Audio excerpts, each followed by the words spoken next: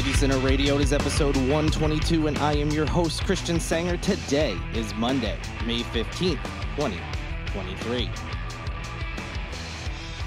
Happy late Mother's Day, as this will be coming out on Monday, but I hope all the mothers out there had a great day, and all of you were able to talk to your mother or whoever the stand-in was for your mother when you were a child. I know everyone's situation is different, but if you do celebrate, I hope you had a lovely day. And for everyone out there, I hope you had a great weekend. Weather was pretty good. I know we had like some sprinkles here and there, and it was pretty warm and humid, but I think it was probably overall a good weekend for everybody, at least weather-wise. Hopefully you got to go do some fun things and your week is getting off on the right start.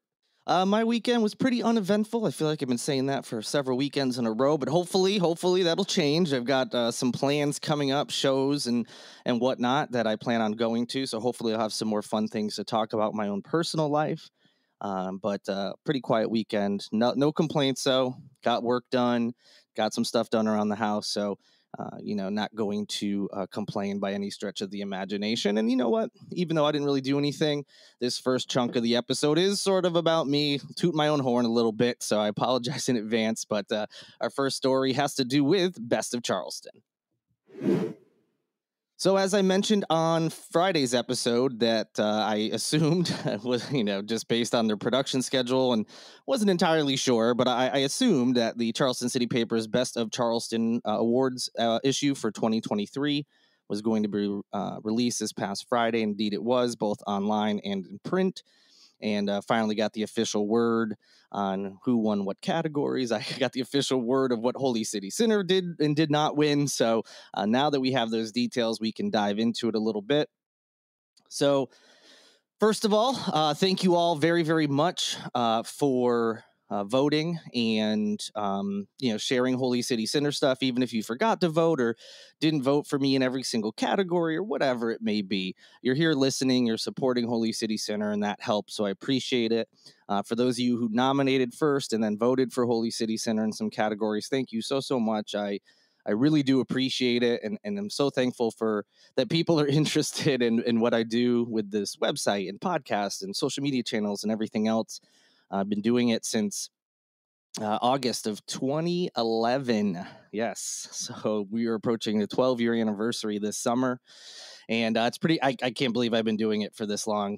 Sometimes when I stop and think about it, I'm like, yeah, you've been doing this for quite a bit. But, it's fun. I love doing it, and it just flies by. So it's always surprising when I stop and think like, oh, wow, 12 years. That is kind of a long time to be doing, whatever, anything really. But, it's something that just started as a fun blog, then kind of became like a hobby of sorts, and now is still a hobby, still fun, and a full-fledged business. And I can say that, and it's progressed that way because of the support of folks like you who, appreciate whatever it is that you do about the site or the podcast and everything else. And I look forward to continuing into the future. But for the 10th consecutive year, I was lucky enough to have won multiple Charleston City Paper Best of Charleston awards. For 10 straight years, I've won. Actually, every year has been at least 2 awards. So I really appreciate that. 10 straight years. Last year, I think, was the best, where I'd won 4. I think it was 4. The most ever in one year. A little bit of a step back this year, just quote unquote, just won 2 awards. But hey, last year was unexpected and wild as far as that, and I'm always appreciative of any award. So this year, officially, Holy City Center took home Best Local Social Media Influencer. This was a new category, so first time I've won that, so thank you for voting in that category. Even though it's a new category, it does seem to have replaced what was used to be called the Best Local Interest Blog Award. They did away with it this year, and this is new. I'm not saying it was a one-for-one swap, but it seems that basically this replaced that. Unfortunately for me, Holy City Center had won Best Local Interest Blog for 9 straight years. We almost made it a decade straight, but they did away with the category. So regardless, like I said, still fun to win a new award and add that to the collection. And then we also won Best Local Instagram. This is the first time that Holy City Center has won that award as well. Last year was actually the first year that they launched the Instagram category, and I was actually the runner-up last year. So go from second place to first in that category. So thank you for that. My reign of terror on Twitter, I had a 9-year run of the city's best Twitter account come to an end. Yes, Holy City Center, the runner-up for best local Twitter this year. A little bit of a bummer for me, but man, a 9-year run was pretty great. Live 5 News actually won the category this year. So, hey, what are you going to do? You're going up against traditional media in this town. It can be a little tough to win those categories sometimes. But I do appreciate anyone who voted. Like I said, it's nice to have these moments, day to day when you hear compliments or people say stuff that's so great too. But it's nice to have like something voted on ostensibly by the whole city. I mean, I know it's not the whole city by any stretch, but it's another publication that does the votes, and you never know who is going to be voting on these things. It might be someone who's very familiar with what I do, and some that have never heard of it before. So to win any categories is really special, and I really am thankful for it. And it's a lot of fun to be able to, have this awards come up every year, and you can treat it like the Emmys or the Grammys of Charleston or something like that. And it's an opportunity to be recognized by the people that I wanted to create something for, the people of Charleston. So I really, really appreciate it. Thank you so much for your votes and for putting up with me asking for votes and putting up with me talking about it again right now. I will be quiet on the best of Charleston, for a little less than a year when the nominations open up for 2024. But again, thank you so much. All right, let's get into the rest of the news. As expected, Governor Henry McMaster this past Friday issued Executive Order 2023-13, which asked the General Assembly to reconvene for an extra legislative session. The plan is for them to take up enhanced penalties for illegal gun possession, bond reform, the General Appropriations Act, and the so-called Fetal Heartbeat and Protection from Abortion Act, as well as some other matters. So this new session will begin on Tuesday, May 16th at noon. The governor's executive order will remain in effect unless and until modified, amended, or rescinded by a subsequent order. Governor McMaster is actually the first governor since Jim Hodges to ask the General Assembly to reconvene for a special session. We talked about this on Friday's episode. As the legislative year was winding down, most expected a special session to be called, as there was some of Governor McMaster's priorities, which are the ones we talked about at the top, legal gun possession, bond reform, and especially the fetal heartbeat bill, are all his priorities, and he wants them to pass. Or, if some of them get held up or whatever, and it looks like they're not going anywhere, he may put an end to it. But who knows how much longer that they'll be in session, and I'll be sure to keep you updated on any progress on any of those pieces of legislation. A South Carolina proposal barring the instruction of certain concepts centered around race in public K-12 classrooms has cleared both legislative bodies and the General Assembly, despite facing challenges from teachers and Senate Democrats who asked that they also pass hate crime legislation. That did not happen. So in the final week of the regular session, and after nearly 6 hours of debate on Wednesday, the South Carolina Senate voted along party lines 27-10 and passed a House-backed bill H3728 that would prohibit certain concepts, including those considered to be promoting critical race theory, from being taught in South Carolina's public schools. As Republicans celebrated this victory, Democrats who tried to use the debate as a basis for bringing the hate crimes measure to the forefront said that the state shouldn't have one law without the other. The so-called Transparency and Integrity in Education Act would prohibit public schools from suggesting that by virtue of a student's race or sex, that student bears responsibility for actions committed in the past by other members of the same race, sex, ethnicity, religion, color, or national origin. And it would also let parents, and actually anyone else, review a school's curriculum and instructional materials. Now, you heard me mention there and give that sarcastic tone about critical race theory, despite the fact that this bill is all about the CRT panic, overreaction, and the complete misinformation, disinformation campaign saying CRT, a graduate level theory course taught mostly in law schools, but all sorts of different schools and colleges, but colleges, not public schools, not high schools, not middle schools, not elementary schools. We've talked about that before in this podcast. Despite that being the basis for this bill, is that panic over what people believe CRT is, or rightfully, or not rightfully, if they were being truthful, probably know that it's not about, but they're just using it because it's easier to just say CRT and rile up their base than actually talk about it.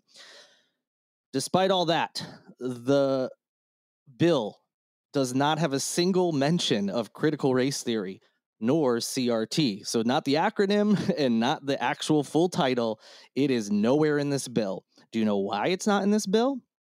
Because it was never about critical race theory, and critical race theory is not taught in public schools here in South Carolina. Legislators know that, or if they didn't know it when they first started this whole legislative push, they know now. It was never taught in schools here. It's not going to be taught in schools here. But they had to keep going with the bill, had to keep telling their constituents that, oh, we're putting a stop to CRT, because they knew that would get them points, and that's what the base wanted to hear. Guess what? They didn't do that at all. They didn't. Now, I've looked over the bill, and a lot of it, honestly, is not a bad thing. You heard me say, like, no student should be taught that they are responsible for their ancestors' actions. Well, yeah, I don't think anybody believes that the children should be taught that they're responsible for that. There's other language that, like, people shouldn't be told by the basis of their gender or skin that they are inherently better or worse than another race, gender, whatever. I also agree with that. I think we all do. No teacher should be like, hey, because of your skin color, you aren't as good as another skin color. And also I think some of this stuff's going to backfire on them,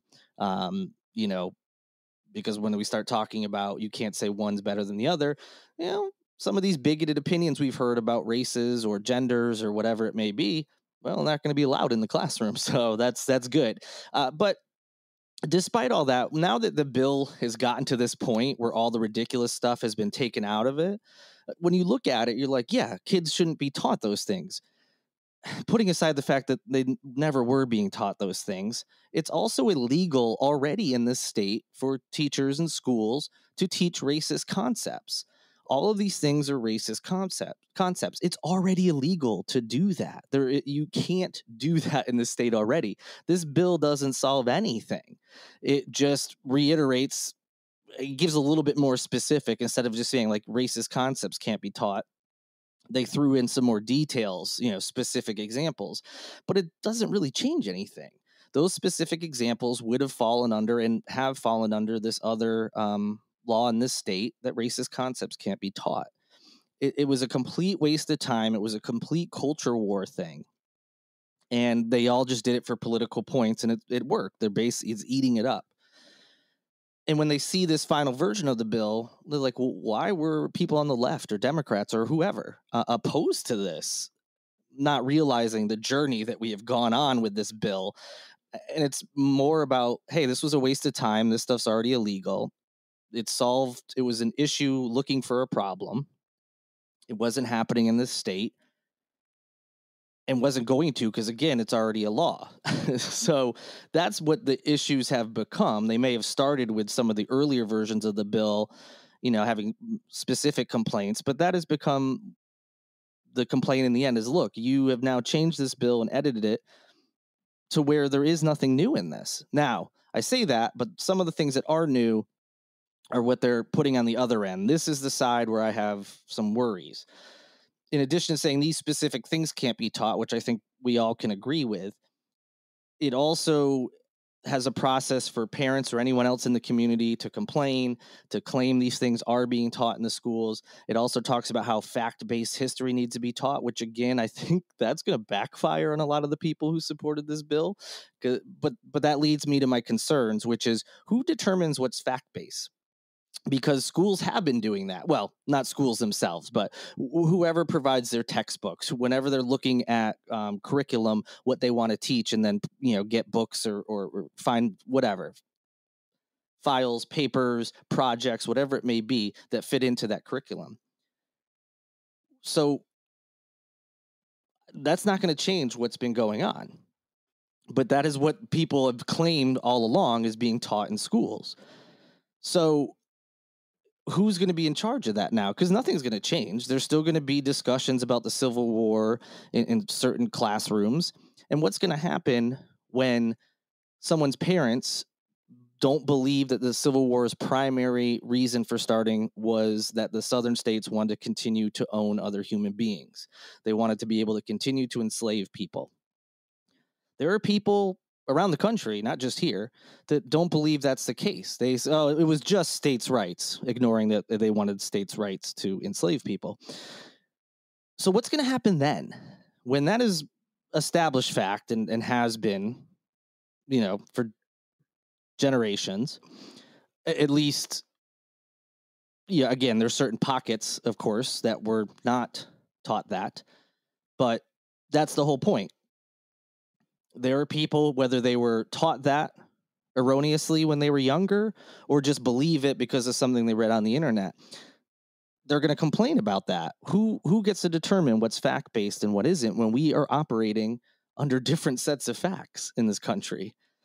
There are those that believe actual facts or science or, whatever it may be, and those that don't. And don't get me wrong, both sides are guilty, I'm sure, of ignoring inconvenient facts to push their agenda. That's how politics always has been. And humans do this stuff. They want their side to win, and they want to overlook the misdeeds of their side, even though they would criticize the other. So I know that I'm kind of heavily putting this on one party because it's deserved, but I get it. There are this happens across the board. So then who is going to determine what's fact-based? Teacher says Joe Biden won the 2020 election despite objections from Donald Trump, the incumbent. He won the election. Well, there's a lot of people out there who think the election was stolen. So they're going to present their facts from wherever they're getting them, and the other side's going to present their facts. So again, who determines what is or what isn't fact-based when it's called into question like this? Because you're going to have parents coming with their, random internet printouts, blogs, and all that other stuff. And it seems simple. Like, yeah, obviously the people who have the legitimate sources on their side are going to win, right? Well, who knows? Because some people don't believe those legitimate sources of news or information should be believed. Not everyone, I'm sorry. There's a lot of people now that don't trust these long-standing institutions, or they don't trust scientists or doctors or teachers. And, so I just don't understand what we're going to do in those situations. And I think it'll be interesting to see it play out. That's the part I'm concerned with now. Like I said, they've watered down the bill from these earlier wild, crazy, first drafts. Like I think the initial draft was nothing that makes a student feel uncomfortable should be taught, which was ridiculous, and they got rid of it. It's so changed now that I think even Democrats or left-leaning people will look at that first portion about what can't be taught and be like, okay, yeah, obviously. It says that a student shouldn't be told that they are to blame for their ancestors' wrongdoings. That makes sense. We can all agree on that. I think part of the concern is if a teacher just teaches something and a student misinterprets it, or probably more than likely their parents assume some political agenda that wasn't there by the teacher. So again, what happens in those scenarios? I just think it could end up making more problems than anything else because of that portion of it. Obviously we'll see what happens, but like I said, it should be telling to everyone on both sides that the fact that critical race theory, the term or the acronym CRT, are not mentioned once in this legislation. It was never about CRT, and the legislatures all knew it, and that's why it's not in the bill. The National Trust for Historic Preservation is putting Charleston's historic neighborhoods on its most endangered historic places list. The National Trust's list identifies what they consider urgent threats where community leaders have identified solutions that can result in better outcomes. One of those sites that was included is the 65-acre Union Pier site that sits right on the banks of the Cooper River in downtown Charleston. There's been a lot of talk of this in the news as they look to redevelop that area. And there's been a lot of concerns, both as it relates to the environment and the types of things they want to build. Having this be added to, historic neighborhoods that are the most endangered makes this even a little bit more interesting. So the Union Pier site has been the center of a debate for a while now, as everyone tries to determine the future of this land. As it currently stands, the South Carolina Ports Authority has looked at selling it to create a mixed-use district, business and residential. The plans include the addition of affordable housing in retail, commercial, and office space. Love the affordable housing idea, depending, of course, how that shakes out, but sounds good, right?